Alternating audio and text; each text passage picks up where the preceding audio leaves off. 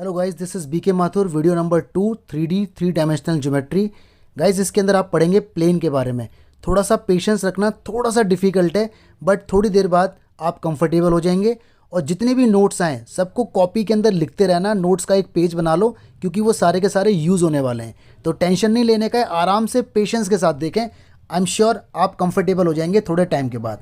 ठीक है, चलिए स्टार्ट करते हैं। तो गाइज, आज के टॉपिक का नाम है प्लेन। प्लेन इन 3D।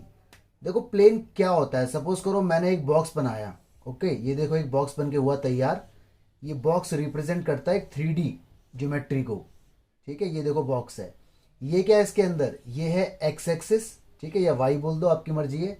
ये है वाई एक्सिस, ठीक है, और ये आपकी जेड एक्सिस। ऑलराइट, तो आपकी मर्जी है, आप इसे एक्स एक्सिस बोलो या आप इसे वाई एक्सिस बोलो। फिजिक्स में कुछ टीचर इसे वाई एक्सिस बोलते हैं, इसे एक्स एक्सिस बोलते हैं, या मैं इसे एक्स बोल रहा हूँ या वाई बोल रहा हूँ, इससे कोई फर्क नहीं पड़ने वाला, क्योंकि जैसा आप बोलोगे अकॉर्डिंगली काम हो जाएगा। तो देखो अब बात हो रही है प्लेन की। प्लेन इसमें क्या है, देखो कोई भी एक सरफेस, जैसे देखो ये एक सरफेस है, ये एक प्लेन है। ठीक है, ये क्या चीज़ है, एक प्लेन। या फिर देखो ये एक ऊपर वाली सरफेस है, ये भी क्या है, ये भी एक प्लेन है। तो कोई भी एक सरफेस जो होती है ना, उसे प्लेन कहा जाता है। ठीक है, this is also a plane. ये जो नीचे वाला बैकग्राउंड है, ये भी एक प्लेन है, ये वाला भी एक प्लेन है, वो भी एक प्लेन है। ठीक है, या फिर सपोज करो स्पेस के अंदर, इस बॉक्स के अंदर कोई इस टाइप से कोई प्लेन रखा गया है, देखो ये, तो ये भी एक प्लेन है। ठीक है, तो प्लेन का मतलब ये है कि एक सरफेस, एनी सरफेस। तो देखो ये भी एक प्लेन है। तो जब भी प्लेन की बात होगी तो आप समझ जाना कि प्लेन का मतलब कोई सरफेस है। ओके, और लाइन का मतलब कोई लाइन होता है। मैं बोल सकता हूं कि इस देखो ये प्लेन है, इसके ऊपर ये लाइन है, तो this is a plane and this is a line. ठीक है, तो प्लेन का मतलब सरफेस। ये सरफेस ये भी हो सकती है, या इस बॉक्स के अंदर कोई प्लेन भी हो सकता है, जैसे ये मैंने दिखाया हुआ है। तो आप समझ जाना what is the meaning of plane. देखिए गाइस, स्क्रीन पर एक क्वेश्चन आपको दिख रहा है। In each of the following cases determine the direction cosine, मतलब डीसी निकालना है, of the normal to the plane. एक प्लेन है, उसके नॉर्मल का। नॉर्मल का मतलब होता है परपेंडिकुलर। ठीक है, अभी इसको डिटेल में देखेंगे। अभी तो एक छोटा सा एक क्वेश्चन है, बस वो देख लो। इसके बाद नॉर्मल क्या होता है उसको हम अभी देखेंगे। And distance from the origin, और ओरिजिन से निकालनी है डिस्टेंस। देखो जो A part, B part, C part, D part, आपको जो इसमें दिख रहा है ना, ये z इज इक्वल टू 2, या बी पार्ट में x plus Y plus Z is equal to 1, ये सारे आपके प्लेन है। क्योंकि लाइन की इक्वेशन तो ऐसी होती नहीं थी। लेक्चर नंबर 1 में लाइन कभी ऐसा होता था x plus Y plus Z is equal to something ना। तो जब भी x plus Y plus Z is equal to something होगा, ठीक है, या जैसे सी पार्ट में 2x plus 3y minus z is equal to 5। Okay, d part में 5y प्लस 8, इसके अंदर x और z नहीं है, तो नो इशू, ये सारे आपके प्लेन है। तो आपको डायरेक्शन कोसाइन और डिस्टेंस फ्रॉम ओरिजिन बताना है। तो मैं लेता हूं इधर पार्ट नंबर सी। ठीक है, तो पार्ट नंबर सी देखो मैंने यहां ले लिया। ये कोई प्लेन आपको दिया हुआ है 2x plus 3y minus z is equal to 5। तो जब भी आपको इस तरह से कोई प्लेन दिया हो, ये याद रखना अपने दिमाग में, कहीं ना कहीं ये बात आप सेट कर लो कि जब भी ऐसा कुछ दिखेगा x plus Y plus Z is equal to something, तो वो आपका प्लेन होगा। ठीक है, उसमें तीनों वेरिएबल भी हो सकते हैं, खाली 2 वेरिएबल भी हो सकते हैं, और खाली 1 वेरिएबल भी हो सकता है, जैसे पार्ट ए और पार्ट डी है। ओके, तो देखो सबसे पहले आप क्या करो, इसको डिवाइड कर दो इसके मैग्नीट्यूड से। ठीक है, डिवाइडिंग बाय मैग्नीट्यूड का मतलब x के कोफिशिएंट का स्क्वायर, y के कोफिशिएंट का स्क्वायर, z के कोफिशिएंट का स्क्वायर। ये हो गया √14। तो √14 से इसको आप कर दो पूरे को डिवाइड, तो ये हो जाएगा 2√14x, ये हो जाएगा 3√14y, ये हो जाएगा z, ठीक है, √14, और इधर हो जाएगा आपका 5/√14। इस टाइप से आपके पास एक एक्सप्रेशन बन के आ जाएगा। ध्यान रखना इधर वाला जो कांस्टेंट है ना, it should be always positive. ये हमेशा पॉजिटिव होना चाहिए। अगर गलती से ये नेगेटिव होता, मान लो यहाँ माइनस का 5 होता, तो आपको पहले माइनस से डिवाइड करना था ऑल साइड, बोथ साइड। ठीक है, तो जैसे ही एक्सप्रेशन निकल के आ जाएगा, आप यहाँ बता सकते हैं डायरेक्शन कोसाइन, डीसीस। ठीक है, डायरेक्शन कोसाइंस जो आई हैं, एल होता है एक्स का कोफिशिएंट 2/√14, एम होता है वाई का कोफिशिएंट 3/√14, एन होता है जेड का कोफिशिएंट -1/√14। तो ये आपकी डीसी आ गई। और इसने कहा था डिस्टेंस फ्रॉम ओरिजिन, तो डिस्टेंस फ्रॉम ओरिजिन, ठीक है, ओरिजिन से जो डिस्टेंस है उसे डी बोलते हैं एक्चुअली। तो डिस्टेंस ये वाला पार्ट होगा जो कांस्टेंट टर्म होगा, but it should be positive, क्योंकि आपको मालूम है डिस्टेंस कभी नेगेटिव नहीं होती। अगर यहाँ नेगेटिव होता तो हम नेगेटिव से पहले करते इसको पूरे को डिवाइड, तो यहाँ सारे साइन बदल जाते और ये भी पॉजिटिव हो जाता। तो डिस्टेंस फ्रॉम ओरिजिन है 5/√14। ठीक है, तो ये कॉन्सेप्ट आपको ध्यान रखना है कि जब भी आपको इस टाइप से कुछ एक्सप्रेशन दिखेगा XYZ और आपको DC पूछेगा, तो पहले पूरे क्वेश्चन को मैग्नीट्यूड से करना है डिवाइड, कांस्टेंट होना चाहिए पॉजिटिव, और इस तरह से DCs निकल के आ जाएंगी और distance from origin constant term होगा। ठीक है, तो अपने आप में कोई ज्यादा खास बात नहीं है, बस थोड़ा सा पॉइंट है, आप इसको ध्यान रखें प्लीज अकॉर्डिंग टू क्वेश्चन। अपने नोट्स में अपने दिमाग में इस बात को सेट जरूर कर लें। गाइस देखिए कॉन्सेप्ट नंबर 1 आएगा, और देखो थोड़ा सा ना पेशेंस रखना आप, क्योंकि इसके अंदर बहुत सारी इक्वेशन ऑफ प्लेन्स आने वाली हैं। तो इसने कहा है इक्वेशन ऑफ प्लेन, ठीक है, व्हेन अ नॉर्मल, ये नॉर्मल क्या है, अब इस नॉर्मल के बारे में देखते हैं हम लोग। And distance D from origin, यानी आपके पास दो इनपुट होंगे, एक तो आपको नॉर्मल दिया होगा, ठीक है, देखो नॉर्मल का मतलब होता है एन वेक्टर, एन वेक्टर को बोलते हैं नॉर्मल, ठीक है, और नॉर्मल का मतलब है परपेंडिकुलर। अगर मैं डायग्राम बना के दिखाऊं तो देखो ये कोई प्लेन है, ठीक है, दिस इज अ प्लेन, कोई सरफेस है, और इसके अगेंस्ट एक नॉर्मल वेक्टर होता है जो हमेशा प्लेन के साथ परपेंडिकुलर होता है। ये नीचे की साइड भी हो सकता है, ठीक है, लेकिन डायरेक्शन चेंज हो जाएगी, ऊपर की साइड है तो पॉजिटिव और नीचे की साइड है तो नेगेटिव। तो नॉर्मल वेक्टर कहीं भी हो सकता है। तो ध्यान रखना जब भी प्लेन की बात होगी तो नॉर्मल की बात ऑटोमेटिक होगी, ठीक है, प्लेन बिना नॉर्मल के एग्जिस्ट नहीं होता। तो this is a normal vector जो हमेशा प्लेन के साथ परपेंडिकुलर होता है। तो नॉर्मल बोलो परपेंडिकुलर बोलो एक ही बात है। तो यहां आपको एक तो नॉर्मल वेक्टर दिया हुआ है, और दूसरी बात आपको यहां पे डिस्टेंस दी हुई है, distance from origin, distance from origin यानी 0 0, और वो आपको दी हुई है d। तो जब भी आपको दो इनपुट इस तरह से देगा और इक्वेशन ऑफ प्लेन पूछेगा, तो यहाँ पे दो रास्ते ओपन होते हैं, एक होता है वेक्टर फॉर्म, ठीक है, हमेशा दो चीजें आएंगी, वेक्टर फॉर्म ऑफ प्लेन, और एक होता है कार्टिजन फॉर्म। कार्टिजन फॉर्म आप समझते हो जो XYZ में होती है, कार्टिजन फॉर्म ऑफ प्लेन। तो वेक्टर फॉर्म ऑफ प्लेन आपको याद रखना है, फॉर्मूला होता है r.n कैप। देखो ये कैप है, कैप मतलब यूनिट वेक्टर, मतलब जो आपको नॉर्मल वेक्टर दिया हुआ है पहले आपको इसका यूनिट वेक्टर निकालना पड़ेगा। यूनिट वेक्टर निकालना आपको आता है, वेक्टर के अपॉन में उसका मैग्नीट्यूड, ठीक है, ये हमने चैप्टर 10 में सीखा था वेक्टर में, पुराने वाले लेसन्स में, ठीक है। तो देखो वहां का चीज यहां यूज हो रही है, और is equal to d, this is the formula. तो ये फॉर्मूला आपको एज इट इज याद रखना है। हालांकि इन सारे फॉर्मूले के डेरिवेशन होते हैं कि ये फॉर्मूले आए तो आए कहां से, लेकिन आपके 12th क्लास में कोई डेरिवेशन नहीं आता, इसलिए मैं 12th क्लास के अंदर डेरिवेशन नहीं डाल रहा है, ठीक है, लेकिन हायर एजुकेशन की वीडियोस में मैंने डेरिवेशन डाला हुआ है। अब आता है इसका कार्टिजन फॉर्म। अगर मान लो आपसे पूछे कार्टिजन फॉर्म बताओ, तो कार्टिजन फॉर्म का फॉर्मूला होता है ये LX plus MY plus NZ is equal to D, ठीक है। L निकालते हैं ऐसे, A upon magnitude A² plus B² plus C², M निकालते हैं B अपॉन मैग्नीट्यूड, ये सब हम लोग पहले भी पढ़ चुके हैं और लेक्चर नंबर 1 के अंदर भी पढ़ चुके हैं। C निकालते हैं ऐसे A अपॉन मैग्नीट्यूड, ठीक है जी। तो ये बात आती है LMN कहां से आएगा, जो नॉर्मल वेक्टर आपको दिया हुआ है ना, नॉर्मल वेक्टर को इस तरह से बोलेंगे AI plus BJ plus CK, ये आपका नॉर्मल वेक्टर रहा होगा कोई।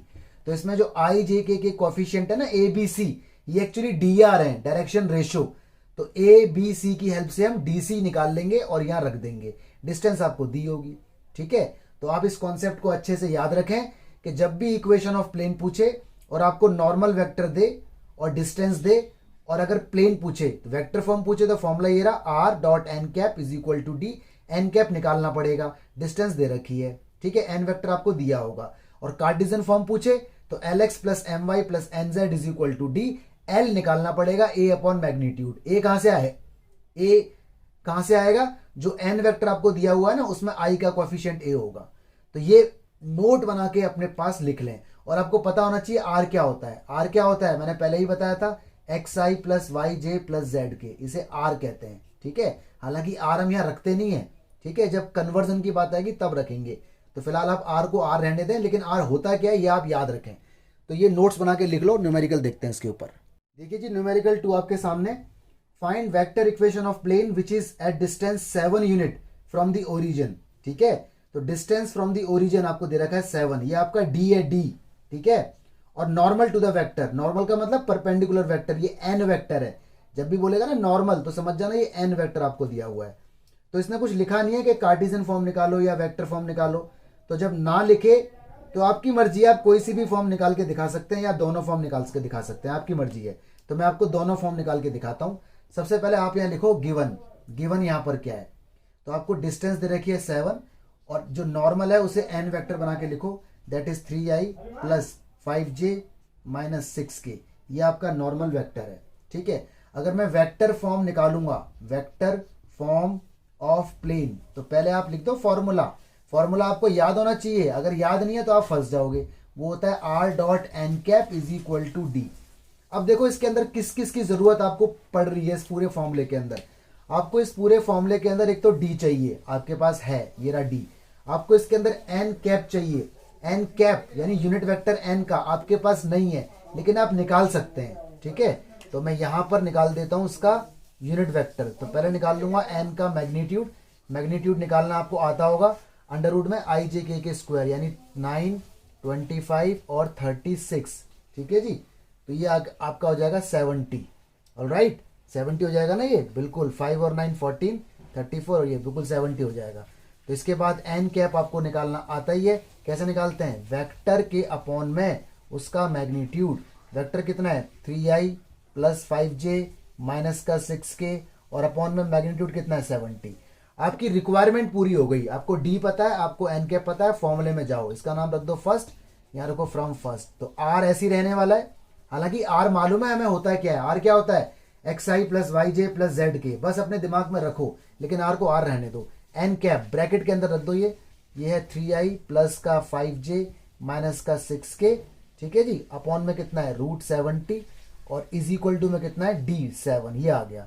चाहो तो क्रॉस मल्टीप्लाई करके प्रॉपर वे में आंसर आप लिख सकते हो, that is 3i plus 5j minus 6k is equal to 7√70। This is your vector form of plane, ठीक है। अब कार्टेशियन फॉर्म भी निकाल देते हैं ताकि आपका कॉन्फिडेंस अच्छे से आ जाए। देखिए कार्टेशियन फॉर्म निकालने के लिए पहले फॉर्मूला आप यहाँ लिखो, ठीक है, कार्टेशियन फॉर्म ऑफ प्लेन।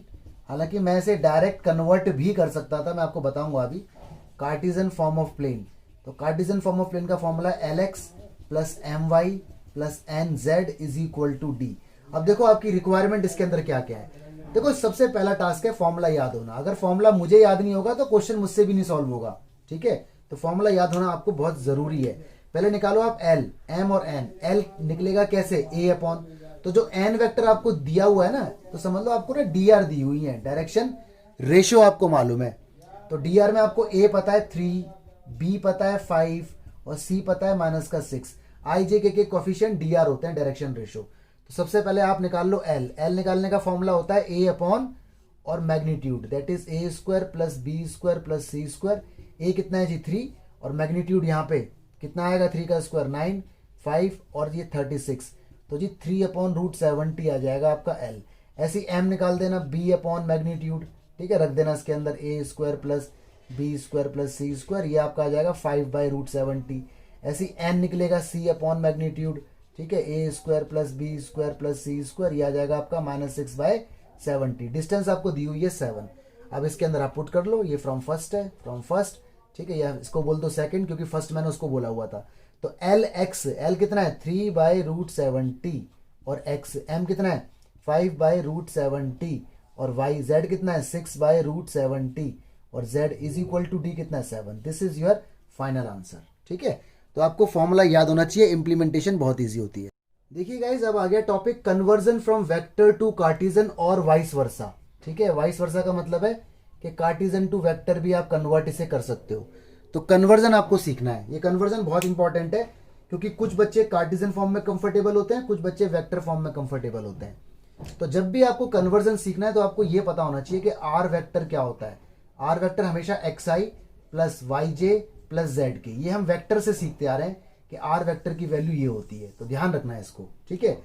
देखिए क्वेश्चन आ गया आपकी स्क्रीन पर, क्वेश्चन नंबर 3 आप देख सकते हैं, आपकी स्क्रीन पर दिख रहा है। इसमें लिखा हुआ है find Cartesian equation of the plane. Cartesian equation पूछी है और देखो सारे पार्ट में ना आपको वेक्टर फॉर्म दी हुई है, r dot something r dot something r dot something. C part तो देखने में बड़ा भयानक लग रहा है, एस है, टी है, पता नहीं क्या क्या है, तो कोई दिक्कत नहीं, हमें सिर्फ आई जे के से मतलब है। तो देखो मैं बताता हूँ आपको पार्ट नंबर ए। तो पार्ट नंबर ए देखो जी जरा क्वेश्चन का, पहले आप लिख लो आर डॉट, ये कितना है, आई है, प्लस का जे है, माइनस का के है, इज इक्वल टू 2 है। आपको निकालनी है कार्टेशियन फॉर्म, तो आप यहाँ लिखो कार्टेशियन फॉर्म, ठीक है। ये वेक्टर फॉर्म है जो आपको दी हुई है। कार्टेशियन फॉर्म निकालने के लिए आर की वैल्यू पुट कर दो, जो होती है x i plus y j plus z के, ठीक है। यहाँ रखो इसके अंदर, तो आर की जगह आ जाएगा कितना, x i plus y j plus z के, और डॉट, और ये कितना है, आई है, जे है, के है, इज इक्वल टू कितना है, 2। डॉट आपको करना आता है, आई की डॉट आई में तो एक्स आएगा, क्योंकि आई तो 1 हो जाता है, जे की डॉट जे में, ये सब वेक्टर का रूल है। वेक्टर के अंदर मैंने आपको बताया था डॉट और क्रॉस, ठीक है। जे की डॉट जे में तो वाई आ जाएगा, के की डॉट के में तो माइनस का जेड आ जाएगा, और 2। देखो ये जो निकल के आया ना, ये आपकी कार्टेशियन फॉर्म है, तो ये आंसर है। याद करो क्वेश्चन नंबर 1 इसी वीडियो का ऐसे ही कुछ था ना, जब वहां पे डीआरडीसी पूछा था, तो ये कार्टेशियन फॉर्म है, ठीक है। तो सारे पार्ट इसके हो जाएंगे, पार्ट बी हो जाएगा, पार्ट सी भी हो जाएगा। और नोटिस करने वाली देखो बात क्या है, ध्यान से ना क्वेश्चन नंबर ए देखो इसका, देखो इस क्वेश्चन को देखो, ये वेक्टर फॉर्म है, और इस क्वेश्चन को देखो, ये कार्टेशियन फॉर्म है। अगर आप ध्यान से देख पा रहे हो बच्चों, तो हुआ क्या, हुआ ये कि आर तो हट गया, और आई की जगह एक्स आ गया, जे की जगह वाई आ गया, और के की जगह जेड आ गया। तो और अगर ठीक है तो ध्यान रखना, तो बताओ जरा बी का आंसर, पार्ट बी का आंसर, आर तो हट जाएगा, आई जे के हट के एक्स वाई जेड आ जाएगा, तो आंसर आ जाएगा 2x plus 3y minus 4z is equal to 1। C part, r हट जाएगा और आई जे के हट के एक्स वाई जेड आ जाएगा, तो आंसर क्या आएगा, s माइनस 2t ब्रैकेट में x 3 minus t y 2s plus t z is equal to 15, ठीक है। अच्छा अब इसका रिवर्स देखते हैं। अगर बाई चांस आपको इस तरह से दे दे कि भाई x plus y minus z is equal to 2 है, और इसकी वेक्टर फॉर्म बताओ, वेक्टर फॉर्म बताओ इस प्लेन की क्या होगी। तो वेक्टर फॉर्म निकालना बहुत ईजी है यार, कुछ नहीं करना आपको, एक तो अपनी मर्जी से आर लगाना है, ठीक है, और एक्स वाई जेड हटा के ना इनकी जगह आई जे के लगा दो, एक्स की जगह आई, वाई की जगह जे, जेड की जगह के इज इक्वल टू 2। देखो आपका आंसर आ गया। तो देखो ये आंसर देखो सेम टू सेम यही वाला है, ठीक है। तो आप वेक्टर से कार्टेशियन बनाओगे तो आर हटा के आई जे एक्स वाई जेड लगाओगे, आर हटाओगे आई जे के हटाओगे, एक्स वाई जेड लगाओगे। कैसे होगा वो मैंने आपको ये सारा बता दिया है, कैसे हुआ इंप्लीमेंटेशन। एक्चुअली डॉट हुई थी तो इसलिए आई से आई हट गया। और अगर आपको कार्टेशियन फॉर्म दी हुई है और बोल रहा है वेक्टर फॉर्म बना दो, तो आप एक्स वाई जेड हटा के आई जे के लगा दो और बाहर एक आर भी लगा दो, ठीक है। तो ये कॉन्सेप्ट बड़ा इंपॉर्टेंट है, ध्यान रखें, काम आने वाला है आने वाली वीडियोज में। गाइस देखो एक क्वेश्चन आ रहा है, बहुत इंपॉर्टेंट क्वेश्चन है, इसका नाम है फुट ऑफ परपेंडिकुलर, ठीक है, फुट ऑफ परपेंडिकुलर। सपोज करो ये आपके पास कोई प्लेन है, ठीक है, ये देखो प्लेन है, और ये कोई पॉइंट है, सपोज करो इसे बोलेंगे x1, y1, z1, और यहां से कोई परपेंडिकुलर ड्रॉ हुआ यहां पर, ठीक है, ये देखो परपेंडिकुलर है, इसका नाम रख दो आप सपोज करो a। तो हमें इस a के कोऑर्डिनेट बताने हैं कि ये जो परपेंडिकुलर आया है इस प्लेन पर, इसके कोऑर्डिनेट क्या है। तो इसके कोऑर्डिनेट है x, y और z। तो ये जो a पॉइंट है ना, इसी को बोलेंगे फुट, फुट ऑफ परपेंडिकुलर, ठीक है। तो इसको सॉल्व करने के दो मेथड हैं, इसका शॉर्टकट भी होता है एक बहुत छोटा, अगर 1 मार्क्स में आ जाए तो वो भी मैं आपको बता दूंगा अभी, ठीक है, लेकिन दो मेथड हैं इसको सॉल्व करने के। तो देखो एक मेथड तो है सिंपल, मैं आपको दोनों मेथड से ऐसे बताऊंगा, और एक मेथड है लाइन की हेल्प से। आपको मालूम है ना कि जब भी कोई प्लेन होता है तो उसके अगेंस्ट एक नॉर्मल वेक्टर होता है, तो देखो ये नॉर्मल वेक्टर है, ठीक है, और ये कोई लाइन है ना, तो लाइन पर एक पासिंग पॉइंट भी होते हैं, और एक लाइन पर हमेशा वेक्टर होता है बी। आपको पता है लाइन की equation r is equal to a plus lambda b, याद है। तो हमेशा a पासिंग पॉइंट है जो कहीं भी हो सकता है, ये भी a हो सकता है, ये भी a हो सकता है, लेमडा कांस्टेंट होता है, और b हमेशा वेक्टर होता है, वेक्टर या डायरेक्शन। तो इस लाइन का कुछ तो डायरेक्शन होगा, कुछ तो वेक्टर होगा, उसको बोला जाता है b। नॉर्मल हमेशा प्लेन के साथ परपेंडिकुलर होता है। तो अगर आप डायग्राम को ध्यान से देखो तो आप कह सकते हो कि b वेक्टर पैरेलल है n वेक्टर के। देखो ये वाला वेक्टर इस वाले वेक्टर के साथ पैरेलल है ना, पैरेलल है ये। और आपको पता है कि जब भी दो वेक्टर पैरेलल होते हैं, है ना, एनी टू वेक्टर, जब भी कोई दो वेक्टर पैरेलल होते हैं तो उनकी डीसी या उनकी डीआर प्रोपोर्शनल होती है ना, a1/a2 बराबर b1/b2 बराबर c1/c2, या फिर l1/l2 बराबर m1/m2 बराबर n1/n2। तो जब भी दो वेक्टर पैरेलल होंगे तो उनकी डीसी या डी आर प्रोपोर्शनल होगी, प्रोपोर्शनल या फिर इक्वल भी कहा जाता है उसे, इक्वल। क्योंकि अगर मैं आपसे सपोज करो बोल दूं कि A1/A2 is equal to B1/B2 is equal to C1/C2, मैं बोलूं कि A1 और A2 प्रोपोर्शनल है, ठीक है, तो प्रोपोर्शनल का मतलब होता है कि A1 B1 C1 अगर 1 2 3 है तो A2 B2 C2 हो सकता है 1 2 3 हो, या फिर इसका कुछ डबल हो, लाइक 2 4 6, ताकि रेशो सेम आए। तो जब भी आप इस बात को ध्यान रखें, ज़्यादा कंफ्यूज ना हो, मेरी बात सुन लो एक लास्ट टाइम, कि जब भी दो वेक्टर पैरेलल होंगे तो उनकी डीसी या उनकी डीआर इक्वल होंगी या प्रोपोर्शनल होंगी। अकॉर्डिंग टू सिचुएशन हम लोग डील कर लेंगे, ठीक है। तो इस कॉन्सेप्ट से भी ये सवाल होता है, नॉर्मल से भी। तो दो मेथड से सवाल को देखते हैं, फिर शॉर्टकट भी आपको उसका बताऊंगा मैं। देखिए जी, क्वेश्चन आपके स्क्रीन पर दिखा हुआ है, find coordinate of the foot of perpendicular drawn from origin to the plane this. अगर मैं इसका डायग्राम आपको बना के दिखाऊं तो देखो इस टाइप से इसका डायग्राम बन के तैयार होगा। सपोज करो ये आपका वाई एक्सिस है, ओके, ये आपकी एक्स एक्सिस है और ये आपकी जेड एक्सिस है, इस तरह से आप मान लो, ओके। और देखो ये आपका ओरिजिन हो गया, ओरिजिन 0 0 जो पॉइंट है, ठीक है, इसको मैं इस तरह से लिख देता हूं कि ये ओरिजिन है 0,0,0, दिस इज द पॉइंट। और कोई प्लेन हमारे पास होगा, तो देखो प्लेन मैंने बना दिया इस टाइप से, ये कोई प्लेन है जो स्पेस के अंदर है, हमें नहीं पता वो प्लेन किस टाइप का है, ये कोई मेरा प्लेन है। तो ओरिजिन से कोई वो गया परपेंडिकुलर, देखो ये गया यहाँ पर परपेंडिकुलर और यहाँ जाके इसे मिल गया, ठीक है, टकरा गया, ओके। तो ये जो पॉइंट है ना, ये पॉइंट, ये इसके फुट है, ये पी पॉइंट बोल दो, ये x, y, z, ये इसके फुट है, तो ये मुझे निकालना है। और प्लेन की इक्वेशन आपको ऑलरेडी दी हुई है, 2x - 3y + 4z - 6 = 0। तो ये तो हो गया इसका एक्चुअल डायग्राम। अब मैं बनाता हूं आपके सामने वैसा डायग्राम ताकि आपको समझ आ जाए। देखो ये कोई प्लेन है, ठीक है, ये वाला प्लेन, यही वाला प्लेन है, इसकी इक्वेशन आपको दी हुई है 2x - 3y + 4z - 6 = 0, ये प्लेन है। ये ओरिजिन हो गया इसका 0,0,0, यहां से कोई लाइन आई, ठीक है, ये हो गया इसका पी पॉइंट। पी पॉइंट पे इसके कोऑर्डिनेट x, y, z जो हमें निकालने हैं, यही फुट है इसके, ठीक है। तो ये वाला डायग्राम इसका एक्चुअल है और ये डायग्राम मैंने इसी की हेल्प से इतना पोर्शन उठा के बना दिया, ठीक है जी। अब मैं आपको इस क्वेश्चन को दो मेथड से बताने वाला हूं, जौन सा मेथड आपके दिमाग में सेट हो जाए वही मेथड आप अपना लेना, ठीक है। देखो ये इसका नॉर्मल है, हमेशा नॉर्मल वेक्टर प्लेन के परपेंडिकुलर होता है, इसे बोलेंगे एन वेक्टर। और देखो नॉर्मल वेक्टर ना ये होता है एक्स वाई जेड के कोएफिशिएंट। नॉर्मल वेक्टर जब भी निकलेगा हमेशा एक्स वाई जेड के कोएफिशिएंट होंगे, लेकिन ये जो कांस्टेंट है it must be positive that side. यानी इसको अगर मैं ढंग से लिखूं तो पहले से अच्छे से लिख लो, ये बन जाएगा आपका 2x - 3y + 4z = 6। तो this is the perfect equation, ठीक है। तो इसका नॉर्मल वेक्टर आप जरा लिखो इसके सामने, वो क्या होगा, वो होगा 2i, यहाँ थोड़ी जगह कम पड़ रही है तो मैं यहाँ लिख देता हूँ, थोड़ा सा छोटा बना देता हूँ नॉर्मल वेक्टर। और n वेक्टर = देखो वो ये होगा 2i, ठीक है, -3j, ओके, +4k, ये रहा। यानी एक्स वाई जेड को हटा के आई जे के लगा देने, तो आपका नॉर्मल वेक्टर बन जाएगा। कांस्टेंट का कोई रोल नहीं है, बट कांस्टेंट ना इधर पॉजिटिव होना चाहिए। अगर यहाँ -6 होता ना तो पहले मैं माइनस से करता है इसे डिवाइड, ताकि ये माइनस, ये प्लस, ये माइनस और ये प्लस हो जाए, उसके बाद नॉर्मल लेता, ठीक है। तो ये तो रहा इसका एक्चुअल डायग्राम, बट समझने के लिए आप ऐसे बनाना एग्जाम में, आप ऐसे ना बनाए एग्जाम में और ऐसे बना दें तो कोई दिक्कत वाली बात नहीं है, ठीक है जी। चलो अब निकालते हैं इसके फुट। तो फुट निकालते हैं, तो सबसे पहला काम आप यहाँ पे लिख दीजिए, क्या लिखोगे आप यहाँ पे, आप यहाँ पे लिखो let foot of perpendicular, foot of perpendicular POP। OP हमारा यहाँ पे परपेंडिकुलर है और इसके फुट जो है वो ये है एक्स वाई जेड। चलो जी, ये तो हो गया इसके foot, all right, no issue, okay.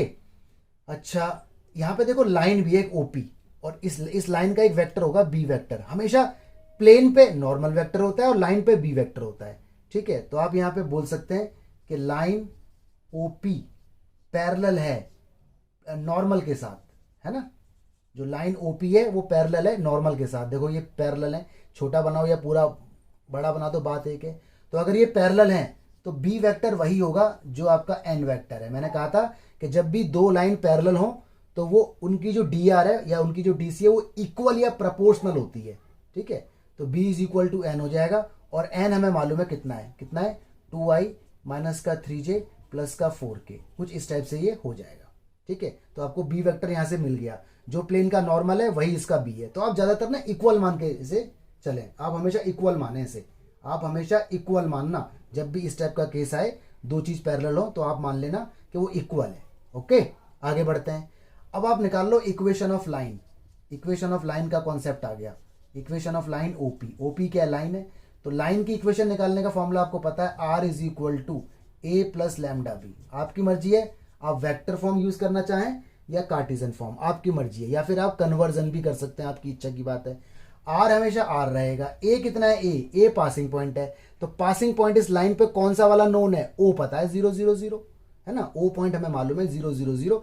P के बारे में जानकारी है ही नहीं, तो ए वेक्टर हमारा हो गया जी 0i plus 0j plus 0k। ठीक है, लैम्डा ऐसे रहेगा। और बी वेक्टर वही है जो एन वेक्टर है, क्योंकि दोनों पैरेलल है। तो ये आपका हो गया 2i माइनस का 3j प्लस का 4k, इतना आ गया। बढ़ाते हैं बात आगे।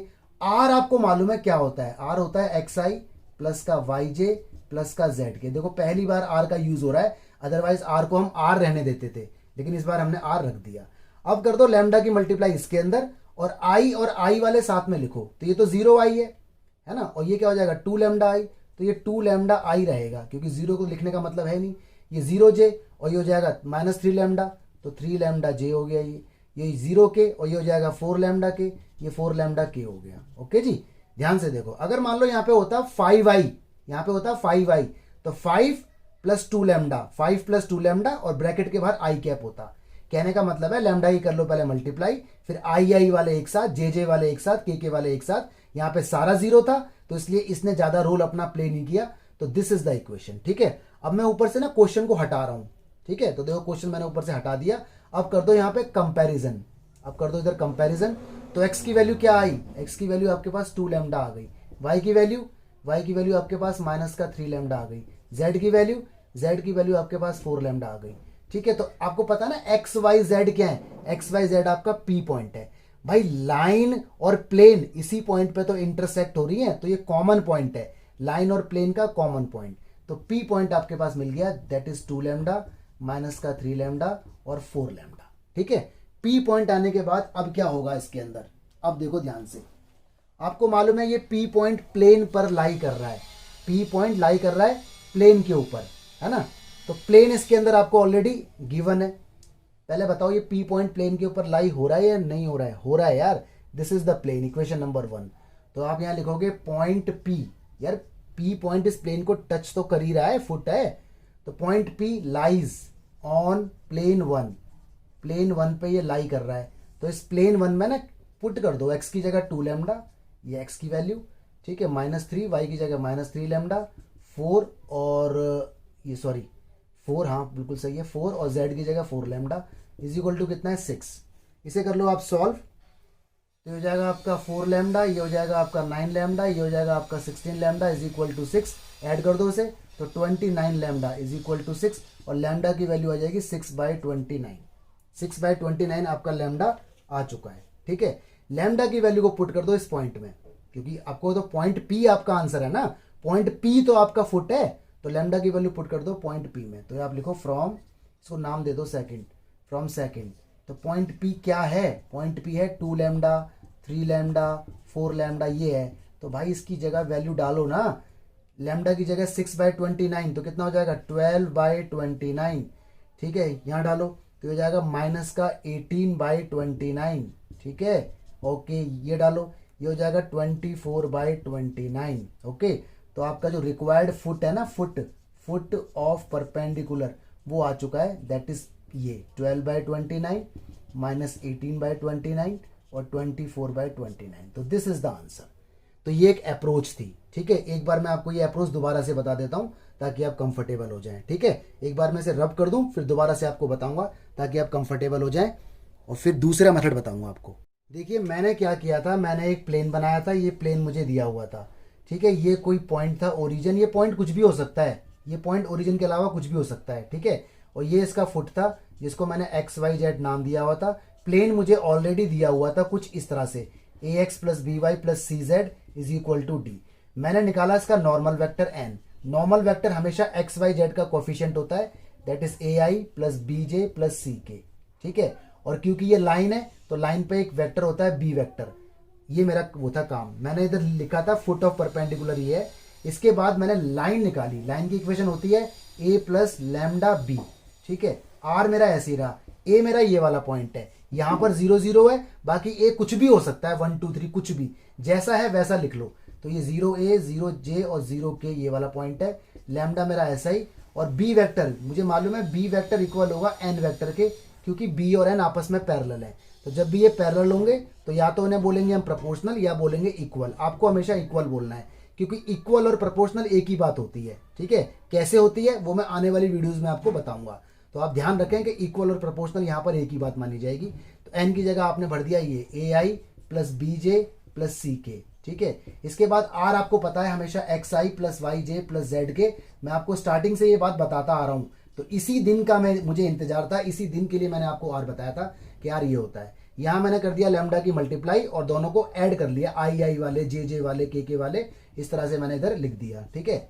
इस तरह से लिखने के बाद मैंने कर दिया कंपेयर, कंपेयर करके एक्स वाई जेड मेरे पास आ गया, ठीक है। लेकिन एक्स वाई जेड तो मेरे पास लैम्डा की फॉर्म में आएगा ना, जो भी आएगा एक्यूरेट तो आएगा नहीं।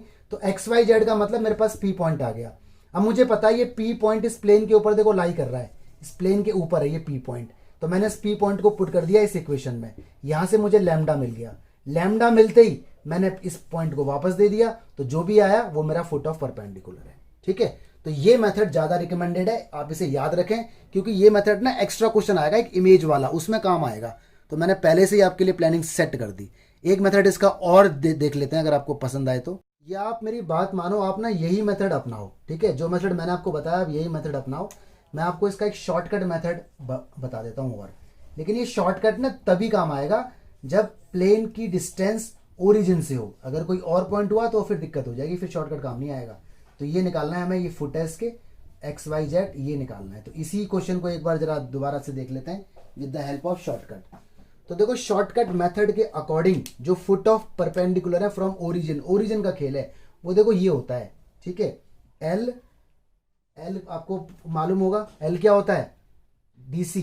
तो l d comma m d comma n d, इसे कहते हैं फुट ऑफ परपेंडिकुलर।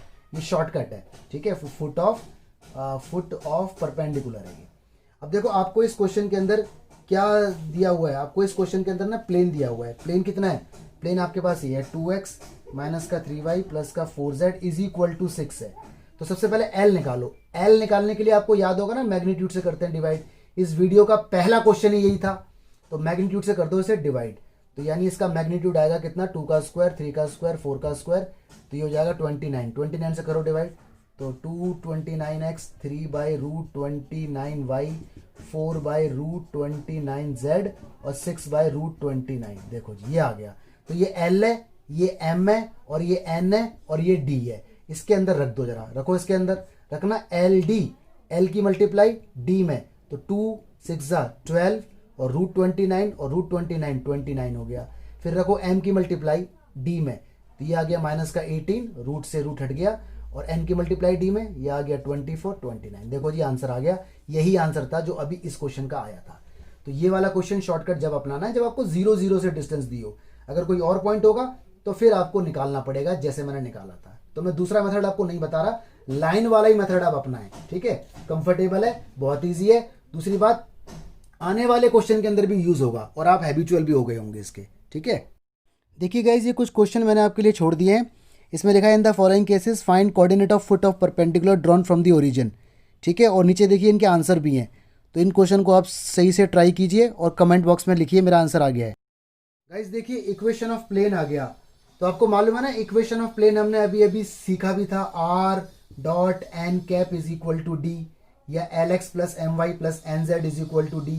लेकिन ये वाला फॉर्मूला डिपेंड करता है कि आपको क्या इनपुट है, इनपुट के ऊपर सब कुछ डिपेंड है। तो ये भी इक्वेशन ऑफ प्लेन है, लेकिन यहाँ पर इनपुट अलग होगा, यहाँ पर बातें आपको अलग अलग दी जाएंगी। इसके अंदर क्या होगा, इसके अंदर एक तो आपको पासिंग पॉइंट दिया जाएगा, पासिंग पॉइंट, ठीक है। तो पासिंग पॉइंट दिया जाएगा जिसका नाम ए होगा, जिसे बोलेंगे x1, y1, z1। और अगर वेक्टर फॉर्म इसकी बन जाएगी तो उसे ए वेक्टर कहा जाएगा, x1i plus y1j plus Z1 के, ठीक है। तो कार्टिजन फॉर्म में उसे पासिंग पॉइंट बोलते हैं और वेक्टर फॉर्म में उसे ए वेक्टर बोलते हैं। अगर मैं ढंग से लिख के दिखाऊं तो कुछ इस ऐसे x1i plus y1j plus Z1k, ठीक है जी। तो इस टाइप से तो ध्यान रखना इक्वेशन ऑफ प्लेन जब पासिंग पॉइंट दिया होगा, पासिंग पॉइंट ऐसा भी हो सकता है या position vector PV, passing point को पोजीशन वेक्टर कहते हैं, ऐसा दिया होगा या ऐसा दिया होगा, लिखा जरूर होगा ताकि आप कंफ्यूज ना हो। और एक आपको नॉर्मल दिया होगा, नॉर्मल हमेशा नॉर्मल नॉर्मल या फिर परपेंडिकुलर बोला होगा, या तो नॉर्मल या परपेंडिकुलर या ऑर्थोगोनल, ये होता है b vector, sorry n vector, इसे कहते हैं एन वेक्टर, नॉर्मल को एन वेक्टर कहा जाता है। तो ये आपको वेक्टर जरूर दिया होगा, ओके जी। या फिर आपको डायरेक्शन इसकी दी होंगी, डायरेक्शन को ए कॉमा बी कॉमा सी कहते हैं। तो नॉर्मल वेक्टर के जो कोफिशिएंट होते हैं ना, आई जे के जो साथ वाले होते हैं, उन्हें डायरेक्शन या d r a b c कहते हैं। तो आपको ये दो बातें दी होंगी। तो इसकी देखो दो फॉर्म इसके अंदर होंगी, एक होगी वेक्टर फॉर्म, ठीक है, हमेशा दो फॉर्म होती है, और एक होगी Cartesian form. Cartesian form x Y z में होती है, वेक्टर फॉर्म आई जे के में होती है। तो वेक्टर फॉर्म का फॉर्मूला होता है आर माइनस ए, ठीक है, ब्रैकेट डॉट एन वेक्टर, देखो एन वेक्टर है, इज इक्वल टू 0, ये फॉर्मूला है। इसको और थोड़ा सा सॉल्व किया जाता है, एन की डॉट आर में होगी तो ये हो जाएगा आर डॉट एन, ए की डॉट एन में होगी तो ये हो जाएगा a dot n is equal to 0। थोड़ा और सॉल्व तो ये हो जाएगा r dot n is equal to a dot n, ठीक है। तो आपको ये वाला फॉर्मूला याद रखना है, ये वाला final formula, this is the formula of plane, r dot n a dot n, ठीक है। आर क्या होता है, x i plus y j plus z k, लेकिन आर आर रहेगा। एन क्या है, नॉर्मल वेक्टर जो आपको दिया होगा क्वेश्चन में, या डायरेक्शन, अगर ऐसे दिया ना 2,3,4 डायरेक्शन है तो उसका मतलब 2i plus 3j plus 4k यहाँ रख देंगे। ए क्या है, पासिंग पॉइंट आपका जो आपको दिया हुआ है यहाँ 1 2 3, और एन क्या है, एन आपका यही वेक्टर है, ठीक है। तो ये फॉर्मूला आपको याद रखना है अच्छे से। अब इसकी कार्टिजन फॉर्म भी होती है। कार्टिजन फॉर्म इसकी देखो ये होती है A X minus X one plus B Y minus Y one plus C Z minus Z one is equal to 0। यहाँ पर ये जो ए है ना, ए, ये बी और ये सी, ये आपका नॉर्मल वेक्टर है, नॉर्मल वेक्टर के आई जी के साथ वाले डी आर। और ये जो आपका दिख रहा है इसके अंदर x1 y1 z1, ये ना, ये देखो x1, ये देखो y1, ये देखो z1, ये आपका पासिंग पॉइंट है pp, या पोजीशन वेक्टर है pv, ठीक है। तो ये फॉर्मूला भी आपको याद रखना है, और अकॉर्डिंग टू सिचुएशन हमारे ऊपर बात है कि हम कौन सा फॉर्मूला याद रखेंगे, दोनों बातें एक हैं, ओके। तो ध्यान रखना, इक्वेशन ऑफ प्लेन आप दो सीख चुके हो, एक तो आर डॉट एन कैप बराबर डी सीख चुके हो, और एक ये वाली सीख चुके हो। लेकिन कब कौन सी इस्तेमाल होगी, मान लो आपको डिस्टेंस दे दे, डी दे दे, और आपको नॉर्मल वेक्टर दे दे, तो ये फॉर्मूला इस्तेमाल नहीं हो सकता क्योंकि डिस्टेंस की कोई जगह ही नहीं है, ठीक है। या फिर मान लो आपको पासिंग पॉइंट दे दे और नॉर्मल वेक्टर दे दे, तो पुराना वाला फॉर्मूला जो हमने अभी सीखा था इस वीडियो में, r dot N cap is equal to d, वो यूज नहीं हो सकता। तो कुल मिला के आपको सारे फॉर्मूले अच्छे से याद रखने पड़ेंगे, और डिपेंड करता है कि क्या इनपुट है। तो इसको अपने नोट्स में जगह दे दो फटाफट, और याद रखो कौन सी चीज क्या है। कुछ बुक्स में ना ये ए बी सी कैपिटल से भी दिखा देते हैं, capital A capital B capital C, तो एक ही बात है, स्मॉल या कैपिटल, ओके। न्यूमेरिकल देखिए जी, क्वेश्चन नंबर 5 लिखा है find vector and Cartesian equation of plane. Plane की इक्वेशन पूछी है, और ए पार्ट पासिंग पॉइंट दे रखा है 1 0 -2, ये पासिंग पॉइंट है x1 y1 z1, या ऐसे ए वेक्टर भी कह सकते हैं। और normal to the plane, normal vector यानी एन वेक्टर दिया हुआ है i प्लस जे माइनस के, या इसकी डी आर 1, 1, -1 होंगी। आई जे के का कॉफिशिएंट, वेक्टर के कॉफिशिएंट डी आर होते हैं आई जे के, ठीक है। तो दो पार्ट है, तो मैं एक पार्ट आपको इसके अंदर बता देता हूँ, ओके। कौन सा पार्ट बताऊँ, बोलो। फर्स्ट पार्ट बता देता हूँ। तो देखिए फर्स्ट पार्ट मैंने यहाँ पे लिया, पहले मैंने लिखा पासिंग पॉइंट, दोनों फॉर्म निकाल के मैं आपको दिखाता हूँ कैसे कैसे निकालते हैं। पासिंग पॉइंट का नाम मैं दे देता हूँ ए। तो पासिंग पॉइंट मेरे पास कितना है, 1, 0, -2, 1, 0, -2, और साथ में मुझे इसमें दिया हुआ है क्या, बोलो बोलो, नॉर्मल वेक्टर दिया हुआ है, तो उसे बोलूंगा मैं एन वेक्टर। वो कितना है, वो है आई प्लस जे माइनस का के, ओके। या फिर मैं इसकी डी आर लिख सकता हूँ 1, 1, -1, ये डी आर है इसकी आई जे के कॉफिशिएंट, ये स्मॉल ए small B small C, okay. या कैपिटल भी बोल सकते हो, एक ही बात है। तो भाई फॉर्मूला याद होना चाहिए इक्वेशन ऑफ प्लेन का, फॉर्मूला याद है तो काम हो जाएगा। इक्वेशन ऑफ प्लेन है ना, वेक्टर फॉर्म, पहले वेक्टर फॉर्म लिख देते हैं। तो इक्वेशन ऑफ प्लेन का फॉर्मूला होता है r minus a dot n is equal to 0, और इसका नेक्स्ट वर्जन ये रहा r dot n is equal to a dot n, है ना, इसकी मल्टीप्लाई होकर यहाँ ले आया। तो इसी फॉर्मूले को मैं यूज़ करने वाला हूँ। अब डाल दूंगा मैं इसके अंदर वैल्यू, r रहने वाला है, ठीक है। n कितना है, n ये रहा i प्लस जे माइनस के, ठीक है। यहाँ क्या है, a डॉट n, a का है, a ये रहा, जो पासिंग पॉइंट है ना, पासिंग पॉइंट, इसी से पोजीशन वेक्टर बन जाएगा पीवी, क्योंकि ये वेक्टर है तो वेक्टर आपको बनाना आता ही है। आई कैप, जे तो है नहीं, माइनस का 2k कैप, डॉट n कितना है, i प्लस जे माइनस के, ठीक है ना। पॉइंट से जब कोई वेक्टर बनाते हैं तो उसे पोजीशन वेक्टर कह देते हैं, क्योंकि ये पासिंग पॉइंट है, ध्यान रखना। r रहने वाला है, ये i प्लस जे माइनस के ऐसे ही रहेगा। डॉट करो भाई, i की i में 1, j तो है ही नहीं तो 0 हो जाएगा, और k की k में तो ये हो जाएगा कितना, प्लस का 2, ठीक है। तो प्लस का 2 और 1 कितना हो गया, 3। This is your final answer, ठीक है। तो ये तो हो गई इसकी वेक्टर फॉर्म। अब निकाल देते हैं इसकी कार्टेशियन फॉर्म। तो मैं इसको रब कर दूं, या रब नहीं करता, मैं क्वेश्चन को हटा देता हूं। तो देखो मैंने क्वेश्चन हटा दिया, और यहाँ ले लेते हैं इसका कार्टेशियन फॉर्म। तो कार्टेशियन फॉर्म का भी फॉर्मूला आपको याद होना चाहिए, फॉर्मूला सारे याद होने चाहिए। कार्टेशियन फॉर्म ऑफ प्लेन, तो फॉर्मूला आपको पता है, A X minus x1 plus B Y minus y1 plus C Z minus z1 is equal to 0। A कितना है, ए बी सी, देखो ये रहे ए बी सी। जो एन वेक्टर दिया होता है ना, एन वेक्टर, उसके जो कोएफिशिएंट होते हैं वो ए बी सी होते हैं, डी आर। तो ए की जगह 1, ठीक है, अभी इसको ऐसे रखो, बी की जगह 1, ठीक है, इसको ऐसे रखो, सी की जगह -1, इसको ऐसे रखो, इज इक्वल टू 0। एक्स रहना है ऐसे ही, वाई भी ऐसे ही, जेड भी ऐसे ही। x1 y1 z1 का है, ये जो पॉइंट है ना, पासिंग पॉइंट, उसको x1 y1 z1 बोलते हैं। तो पुट कर दो, x1 की जगह 1, ठीक है, y1 की जगह 0 और z1 की जगह -2, तो प्लस का 2 हो जाएगा। सॉल्व कर दो, x माइनस 1, ये y रहेगा, माइनस का z माइनस का 2 इज इक्वल टू 0। ये हो गया x plus y minus z, -1 और -2 3, उधर भेज दो 3। देखो ये आपकी कार्टेशियन फॉर्म आ गई। तो ध्यान से देखो, अगर आप चाहते तो ये जो वेक्टर फॉर्म है ना, इसी से भी आप कार्टेशियन फॉर्म निकाल सकते थे बिना फॉर्मूला अप्लाई किए। यानी अगर आप चाहते तो ये वाला स्टेप बचा सकते थे। कैसे, अरे आर हटा दो, आर हटा दो। याद करो, इसमें मैंने एक क्वेश्चन आपको बताया था, क्वेश्चन नंबर 3, आर की value x i plus y j plus z के यहाँ पुट कर दो, दोनों की डॉट कर दो। तो आई की आई में, जे की जे में, के की के में, तो एक्स वाई जेड लग जाएंगे आई जे के हट के। देखो यही आंसर आएगा, ठीक है। तो फॉर्मूला याद होना चाहिए। दूसरा क्वेश्चन खुद ट्राई करें, कमेंट बॉक्स में लिखें अपना आंसर। देखिए नया कॉन्सेप्ट आ गया, equation of plane passing through 3 non collinear point. अब आप परेशान हो गए होंगे, आप सोच रहे होंगे सर इक्वेशन ऑफ प्लेन तो बहुत सारी हो गई।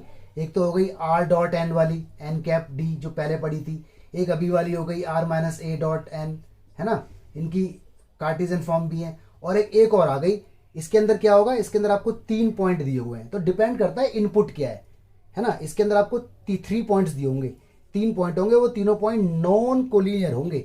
इसका मतलब कोई प्लेन देखो इस टाइप का है, एक पॉइंट ये रहा, एक पॉइंट ये रहा, एक पॉइंट ये रहा, तो तीनों पॉइंट देखो नॉन कोलिनियर है, एक लाइन के अंदर नहीं है।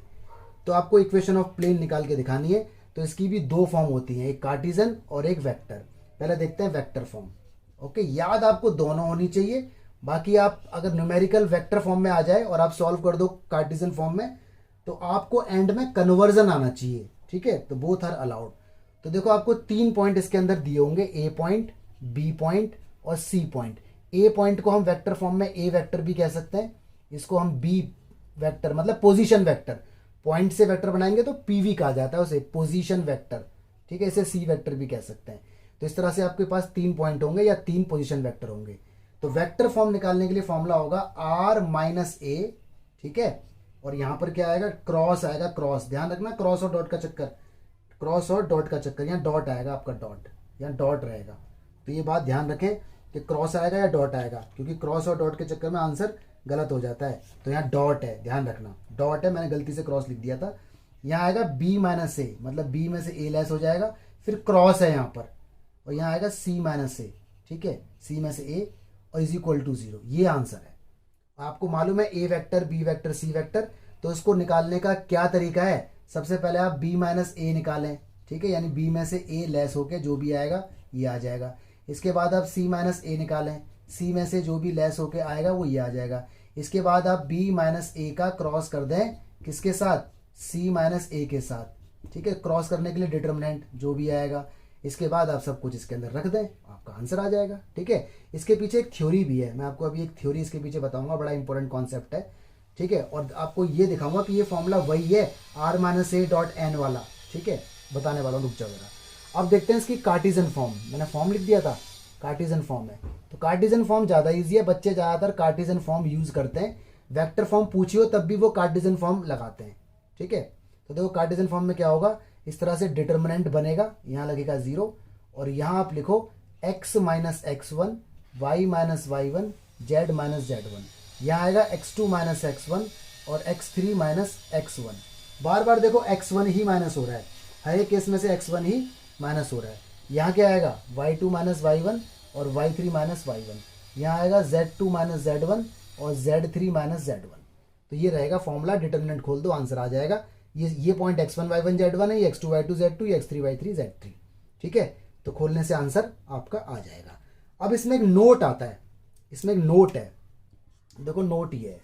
मान लीजिए आपने इस डिटर्मिनेंट को खोला और आपका आंसर 0 ही आ गया, 0 बराबर 0 आ गया। तो अगर आंसर 0 बराबर 0 आ गया तो आप बोलोगे नो प्लेन एग्जिस्ट, कोई प्लेन ऐसा अवेलेबल नहीं है जिससे कि 0 बराबर 0 आ जाए। इसका मतलब ये हो गया कि पॉइंट्स आर कोलिनियर, कि जो 3 पॉइंट्स है ना आपके ए बी सी, ये आपके कोलिनियर हैं। तो जब 3 पॉइंट एक ही लाइन पे हो जाएंगे तो प्लेन वहाँ से पास थोड़ी होगा, वो तो एक लाइन बन जाएगी। तो ये ध्यान रखना, यानी ये सारे पॉइंट इसमें रखने के बाद आंसर आ गया तो अच्छी बात, लेकिन अगर सब कुछ 0 0 हो गया तो आप ये कमेंट लिख देना no plane exist as points are collinear. ठीक है, अच्छा अब इसको याद करने का तरीका सीखो जरा एक बार। बच्चों को ना ये बड़ा डिफिकल्ट लगता है। ध्यान से देखो r माइनस ए, ये तो पहले भी होता था r माइनस ए। ठीक है, जो अभी अभी हमने देखा था plane with passing point a, तो r माइनस ए।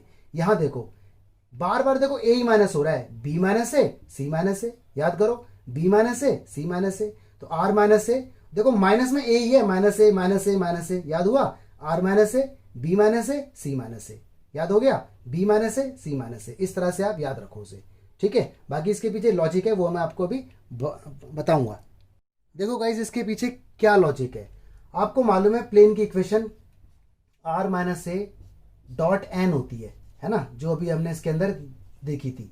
लेकिन यहाँ पे पासिंग पॉइंट और नॉर्मल वेक्टर दिया होता है, ये केस अलग है। यहाँ पे आपको 3 पॉइंट दिए हुए हैं ए बी सी, तो नॉर्मल वेक्टर आपके पास नहीं है।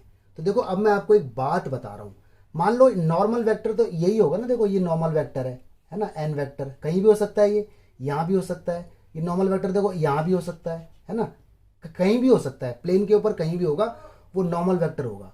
अब देखो एक बात ध्यान से देखो, ये जो नॉर्मल वेक्टर एन है ये ए बी के साथ और ए सी के साथ परपेंडिकुलर है या नहीं, ध्यान से देखो भाई। सपोज करो, देखो सपोज करो ये मेरे पास कोई प्लेन है, ओके, इसमें एक लाइन ऐसे है और एक लाइन देखो ऐसे करके है, ओके, और देखो ये मेरा नॉर्मल वेक्टर है।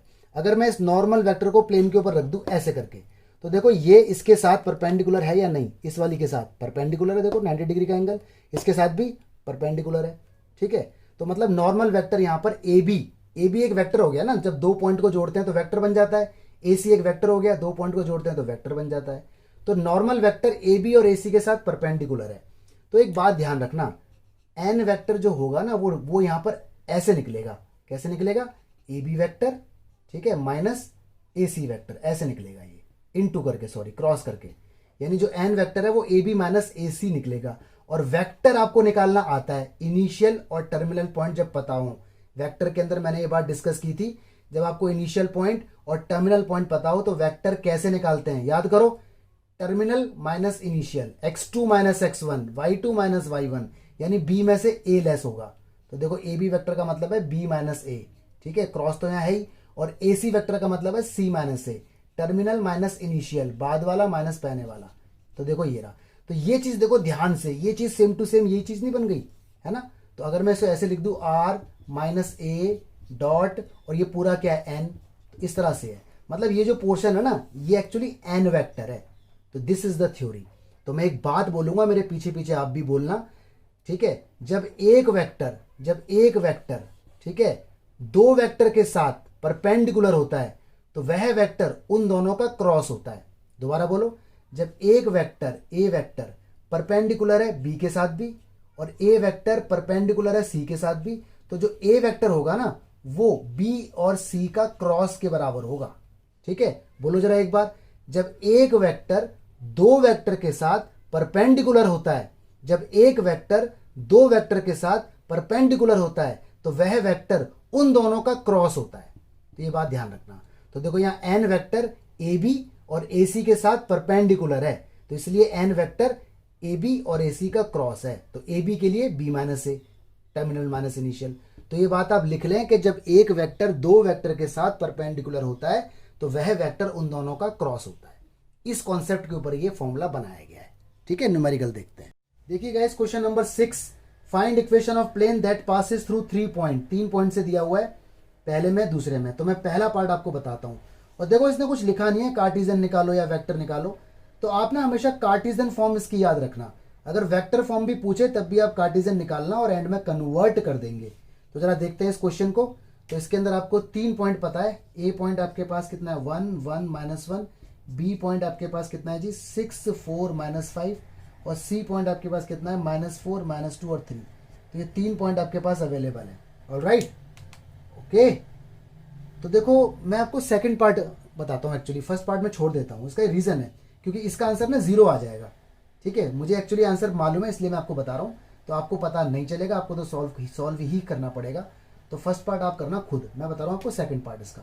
तो सेकंड पार्ट देखो, ए पॉइंट आपके पास है 1 1 0, बी पॉइंट आपके पास है 1 2 1, और सी पॉइंट आपके पास है -2 2 और -1। ये पॉइंट है। तो ये x1 y1 z1, x2 y2 z2, x3 y3 z3। मुझसे पूछिए इक्वेशन ऑफ प्लेन, तो फॉर्मूला आपको याद होना चाहिए इक्वेशन ऑफ प्लेन। इसने कुछ नहीं बताया, कुछ बताता भी तब भी मैं कार्टेशियन ही निकालता क्योंकि मैं कंफर्टेबल हूँ कार्टेशियन के साथ। ठीक है, तो आपकी मर्जी है, आप कोई सा भी निकाल सकते हो। जो पूछे वो एंड में आंसर कन्वर्ट करके दे दिया जाएगा। x2 - x1, y2 - y1, z2 - z1। यहाँ क्या आएगा x3 - x1, y3 - y1 और z3 - z1 is equal to कितना है जी 0।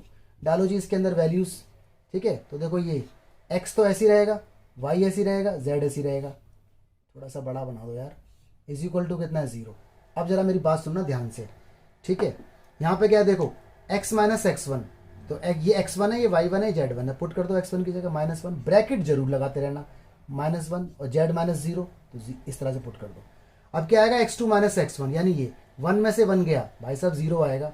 ठीक है, इसके बाद x3 - x1 यानी -2 में से माइनस का 1 गया तो भाई साहब -3 आएगा। y2 - y1 यानी 2 में से 1 गया 1 आएगा। 2 में से अब ये y3 - y1, तो 2 में से 0 गया 2 आएगा। ध्यान रखना मिस्टेक ना हो जाए। ठीक है ना, y3 कहाँ है, y3, where is y3, come on. ये है आपका y3 - y1, 2 में से 1 गया 1 आएगा, मैंने गलती से 2 लिख दिया था। अब क्या है z2 - z1, 1 में से गया 0 तो 1 आएगा। फिर क्या है -1 में से गया 0, माइनस का 1 आएगा। इसे एक्सपेंड कर दो डिटर्मिनेंट की तरह, आता है ना x - 1 गया, ये गया इसकी इसमें। तो खोला खाली करने के बाद आपके पास कुछ आंसर ऐसा आ जाएगा 2x + 3y - 3z, ठीक है, इज इक्वल टू 5। ऐसा आंसर आ जाएगा। तो यही आपका आंसर है प्लेन का। अगर मान लीजिए गलती से सबको खोलने के बाद 0 आ जाएगा, जो मैंने अभी रेड पेन से लिखे थे ना, उसमें खोलने के बाद सारे 0 आ रहे थे, तो हम लिख देते नो प्लेन एग्जिस्ट। अगर सारे 0 आ जाएं तो no plane exist, points are collinear. But यहाँ पे तो आ गया, तो ये हमारा प्लेन है। और अगर ये वेक्टर फॉर्म पूछे तो देखो ऐसे बनानी है, पहले लगाना है अपनी मर्जी से आर लगाया, बोलो आर लगाया, एक्स वाई जेड हटा दो और आई जे के लगा दो, 3j माइनस का 3k इज इक्वल टू कितना 5। देखो आंसर आ गया। तो इस तरह से कार्टेशियन से वेक्टर फॉर्म बन जाती है। ठीक है, तो ये 3 पॉइंट वाला था। इसमें याद रखने वाली बात यह कि अगर ये 0 आ जाए तो आप लिख देना नो प्लेन एग्जिस्ट। बाकी आपकी मर्जी है, कार्टेशियन वेक्टर कोई सी भी यूज करो जिसमें कंफर्टेबल हो, लेकिन आपको फॉर्मूले सारे याद होने चाहिए। देखिए नेक्स्ट आ गया इक्वेशन ऑफ प्लेन। भाई साहब तो आप थक गए होंगे जरूर, कितनी इक्वेशन ऑफ प्लेन है, तो ये लास्ट है बस। ठीक है, तो 4 तरह की इक्वेशन ऑफ प्लेन आपने देख ली। पहली देखी थी r.n, दूसरी पासिंग पॉइंट और नॉर्मल वेक्टर, तीसरी 3 पासिंग पॉइंट, और चौथी इंटरसेप्ट फॉर्म। तो आपको चारों याद होनी चाहिए। बात आएगी हमें पता कैसे चलेगा एग्जाम में कौन सी लगनी है, तो वो डिपेंड करता है इनपुट पर, क्या इनपुट दिया होगा। तो देखो इसकी इक्वेशन होती है ये x/a + y/b + z/c is equal to 1।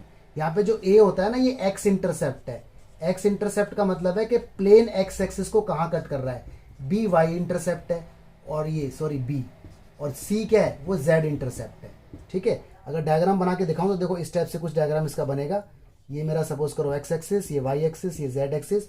तो कोई प्लेन होगा इस टाइप का जो कि इन्हें कट कर रहा होगा लाइक दिस। देखो ये कट यहाँ किया, ये कट यहाँ किया, ये कट यहाँ किया। एक्चुअली अगर मैं डायग्राम बना के दिखाऊंगा ना तो वो कुछ ट्राइंगल टाइप का बनता है, इस टाइप से, इस टाइप से बनता है। वो देखने में लगता है आपको ट्राइंगल, लेकिन वो ट्राइंगल नहीं है, वो प्लेन है। ठीक है, तो देखो ये सारे जो पॉइंट है ना, ये इसके वो है a b c intercept form. तो ये कहाँ यूज होगा, जहां पर इंटरसेप्ट फॉर्म की बात होगी वहां इक्वेशन ऑफ प्लेन में ये यूज होगा। तो 4 तरह की इक्वेशन ऑफ प्लेन आपको याद रखनी है, एक ही पेज पे चारों लिख लो ताकि कंफ्यूजन ना हो। न्यूमेरिकल देखते हैं। देखिए गाइस, 2 क्वेश्चन आपके सामने आ रहे हैं। पहला देखते हैं question number 7, find intercept cut off the plane. Intercept पूछ रहा है। इंटरसेप्ट का मतलब ये पूछ रहा है कि इस प्लेन ने 2x + y - z = 5, इस प्लेन ने x एक्सिस को, y एक्सिस को, z एक्सिस को कहां कहां कट किया है, ये पूछ रहा है ये। तो पहले इसे इंटरसेप्ट फॉर्म में कर दो कन्वर्ट। अभी जो मैंने लिखी थी ना, x/a + y/b + z/c = 1, उस फॉर्म में इसे कर दो पहले आप कन्वर्ट। ठीक है, तो देखो यहाँ 1 होना चाहिए, तो जो भी नंबर यहाँ लिखा है उससे पूरे को कर दो पहले डिवाइड। ये हो जाएगा 2/5x, ये हो जाएगा y / 5, z / 5, 5 / 5 1। इसके बाद x y z coefficient free होने चाहिए, ऊपर कुछ नहीं होना चाहिए, और बीच में प्लस होना चाहिए। तो इसे लिख दो x 5 / 2। देखो 2 ले आया नीचे, बात तो वही है। अगर मैं इसे दोबारा सॉल्व करना चाहूं तो 2 पहुंचेगा ऊपर, बात वही है। ये अपने आप में एकदम फिट है। ये प्लस होना चाहिए, तो यहाँ प्लस लगा के -5 के पास = 1। तो देखो ये बन गई ये। अब लिख दो इसकी इंटरसेप्ट फॉर्म।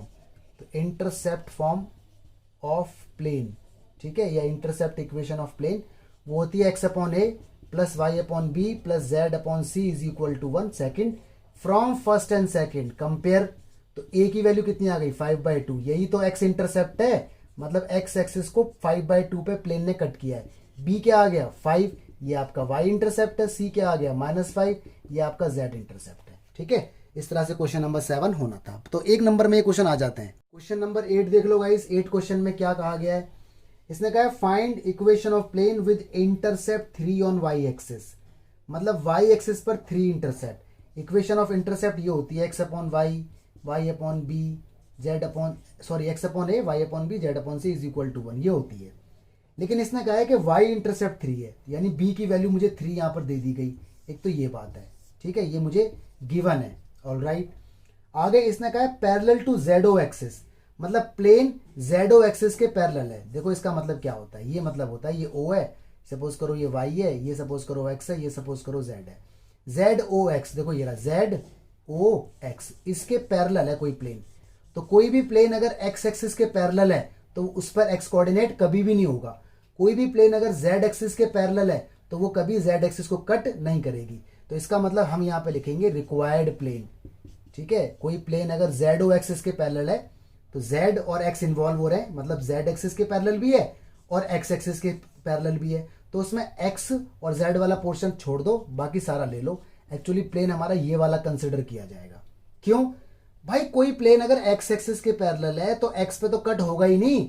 कोई प्लेन अगर Z एक्सिस के पैरेलल है तो Z पे तो कट होगा ही नहीं। तो जब कट होगा ही नहीं तो इंटरसेप्ट होंगे ही नहीं उसके, तो खाली Y बचेगा बस। तो इतना ले लेते हैं। अगर लिखा होता कि प्लेन XOY के पैरेलल है तो X छोड़ देते, Y छोड़ देते, इतना ले लेते। अगर लिखा होता प्लेन ZOY के पैरेलल है तो Z छोड़ देते, Y छोड़ देते, इतना लिख देते। अगर लिखता प्लेन X एक्सिस के पैरेलल है, खाली X एक्सिस के, तो खाली X को छोड़ देते, Y और Z ले लेते। तो ध्यान रखना, पैरेलल के केस में जो बोला होता है उसी को छोड़ देते हैं। तो Y ऐसे, B की वैल्यू कितनी है 3, कर दो क्रॉस मल्टीप्लाई 3, तो y - 3 = 0। This is your answer. ठीक है, तो इंपॉर्टेंट बातें थी, खास बातें थी गाइस। नया कॉन्सेप्ट आ गया, एंगल बिटवीन 2 प्लेन्स। तो एंगल बिटवीन 2 लाइन हमने देखा था, यहाँ एंगल बिटवीन 2 प्लेन्स है। सपोज करो ये कोई प्लेन है, ठीक है, देखो इस टाइप से कोई प्लेन है ये, और देखो ये भी कोई प्लेन है इस टाइप से, देखो इस टाइप से प्लेन है। तो देखो ये इनके बीच का एंगल बन रहा है थीटा। तो ये हमें निकालना है, एंगल बिटवीन 2 प्लेन। तो पहले प्लेन का जो वेक्टर होगा नॉर्मल वो ये होगा, दूसरे प्लेन का नॉर्मल ये होगा। तो ये n1 और ये n2। हमेशा प्लेन में नॉर्मल की इंपॉर्टेंस ज्यादा होती है। तो फॉर्मूला देखो आपके सामने ये लिखा हुआ है, क्या फॉर्मूला है, cos theta is equal to n1 dot n2 upon n1 magnitude n2 magnitude. ठीक है, प्लेन में जो एक्स वाई जेड होते हैं ना उनके कोफिशिएंट को बोलते हैं नॉर्मल। न्यूमेरिकल देखते हैं, तो देखो न्यूमेरिकल आपके सामने आ गया। क्वेश्चन नंबर 12 आ रहा है आपके सामने, क्या लिखा हुआ है इसमें, find angle between plane whose vector equations are this and this.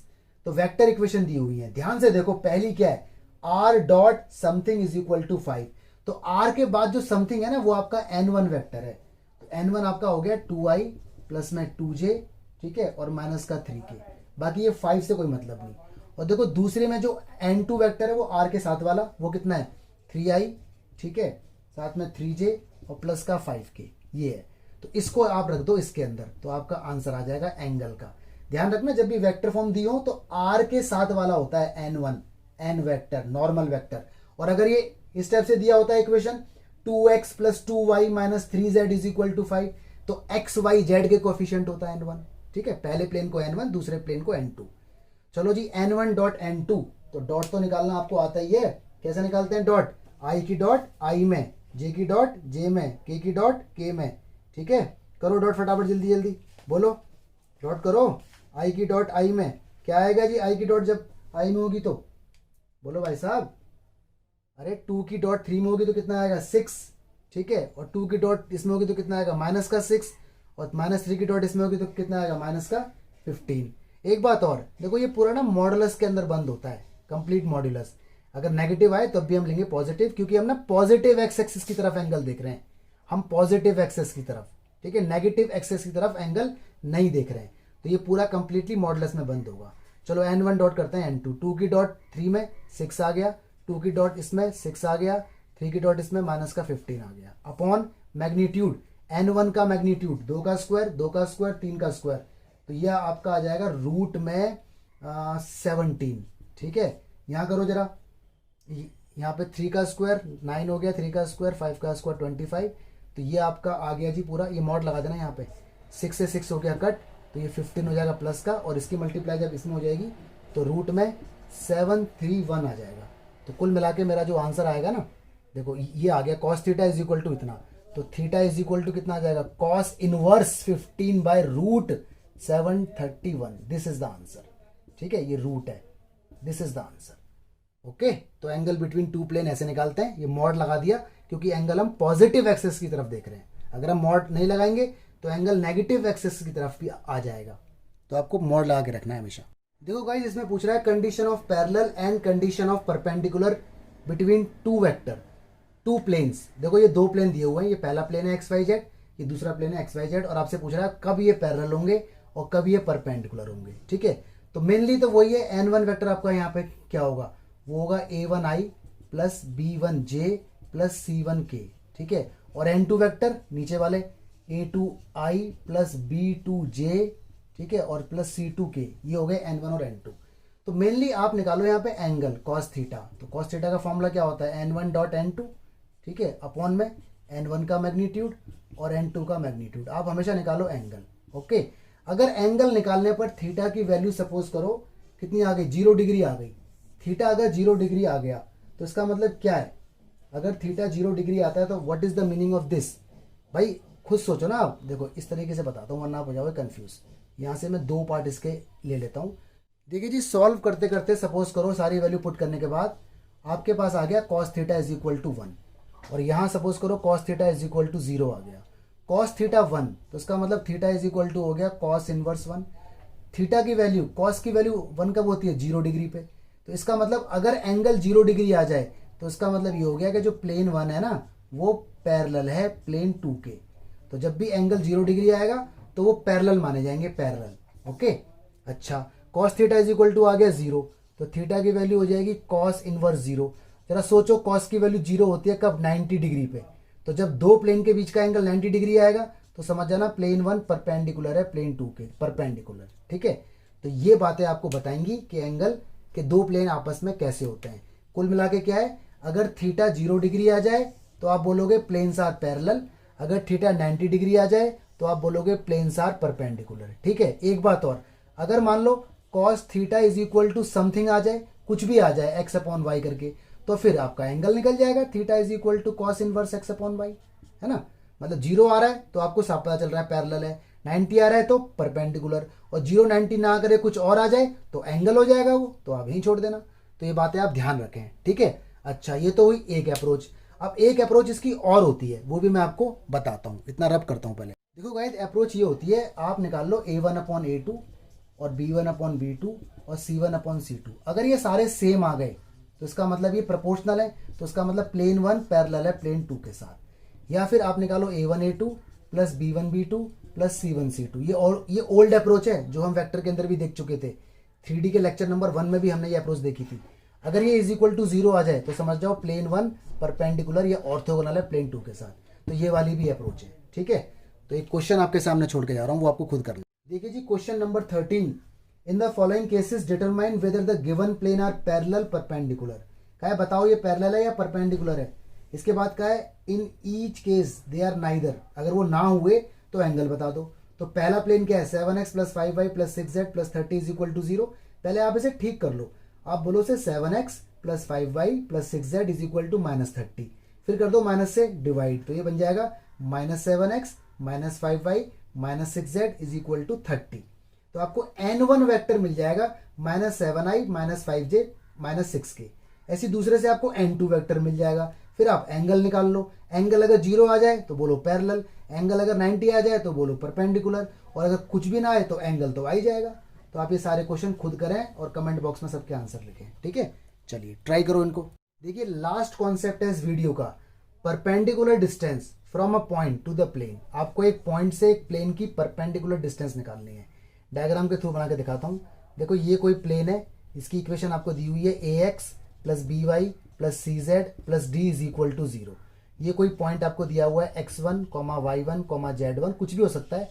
और ये देखो, इसका फुट ऑफ परपेंडिकुलर है और ये q पॉइंट है। तो मुझे निकालना है pq, I need to find distance pq। तो पॉइंट और प्लेन जब दिए होंगे तो डिस्टेंस कैसे निकलेगी, याद रखना, इंपॉर्टेंट कॉन्सेप्ट है ये, आने वाली वीडियोस में बहुत काम आएगा। तो देखो, ऐसे निकलेगी। ऐसा कुछ आप 11th के अंदर देख चुके हैं, टू स्ट्रेट लाइन के अंदर। देखो, इस तरह से पहले बना लो ढांचा। ये मॉड्यूलस है क्योंकि डिस्टेंस कभी नेगेटिव नहीं होती। क्या करना है, एक्स वाई जेड की जगह ये पॉइंट पुट कर देना है। तो ये बन जाएगा a एक्स की जगह x1 जो दिया हुआ है, b वाई की जगह जो y वाला पॉइंट दिया हुआ है, c जेड की जगह z वाला पॉइंट, और जो डिस्टेंस यहाँ पर d है वो ऐसी रहेगी जो d पॉइंट है। नीचे आएगा इसका मैग्नीट्यूड। मैग्नीट्यूड निकालते हैं कोफिशिएंट का स्क्वायर करके, a plus B plus C. तो ये जो निकल के आएगा ना, यही आपकी distance from point to the plane होगी। Point to the plane, point to the plane, point to the plane, याद रखें, ठीक है। मॉड के अंदर न्यूमेरिकल देखते हैं इसके ऊपर। देखिए, लिखा हुआ है in the following cases find distance of each of the given point from the corresponding given plane. तो पॉइंट आपको दिए हुए हैं बहुत सारे, साथ में इसके प्लेन भी दिए हुए हैं, ठीक है। तो इसको आप देख लो। तो मैं आपको बताता हूँ पार्ट नंबर कौन सा बताऊँ, बोलो, बी बताऊँ, सी बताऊँ, कौन सा बताऊँ। जो सा आप बोलोगे वही पार्ट मैं आपको बता दूंगा। ए बता दूँ, चलो ए वाला बता देता हूँ, ज़्यादा ईजी लग रहा है, 0 0 है। तो देखो, डायग्राम इसका छोटा सा बनाऊंगा, है ना। ये मेरा प्लेन दे रखा है और प्लेन की इक्वेशन मुझे दी हुई है 3x माइनस का 4y प्लस का 12z, और 3 को उठा के इधर ले आओ, -3 इज इक्वल टू 0। ये पॉइंट है 0, 0, 0, इसका नाम O दे दिया मैंने, ठीक है। और ये है हमारा परपेंडिकुलर, इसे बोल दो A। तो मुझे निकालना है यहाँ पे OA। तो OA निकालने का फॉर्मूला देखो क्या होगा। ये मॉडुलस बनाया मैंने छोटे से, यहाँ पर ये मैग्नीट्यूड है, ठीक है। क्या करना है, x की जगह डालो 0 तो 0 हो जाएगा, y की जगह डालो 0 0, z की जगह भी 0, जो भी पॉइंट दिया है वही डालना पड़ेगा। तो पहला 0 हो गया, दूसरा 0 हो गया, तीसरा 0 हो गया, 3 ऐसे ही। और नीचे लिखो इनका मैग्नीट्यूड, ठीक है। तो 3 का मैग्नीट्यूड कितना आएगा, 9 हो जाएगा, 16 हो जाएगा, 144। कांस्टेंट से कोई लेना देना नहीं है। ऊपर देखो माइनस का 3, लेकिन ये मॉड है तो प्लस का 3 हो जाएगा। और नीचे अगर आप देखोगे तो ये बन जाएगा 169, और 169 का root 30। This is the final answer, ठीक है। तो बाकी सारे क्वेश्चन आप खुद ट्राई करो, कमेंट बॉक्स में आंसर जरूर लिखें, ओके।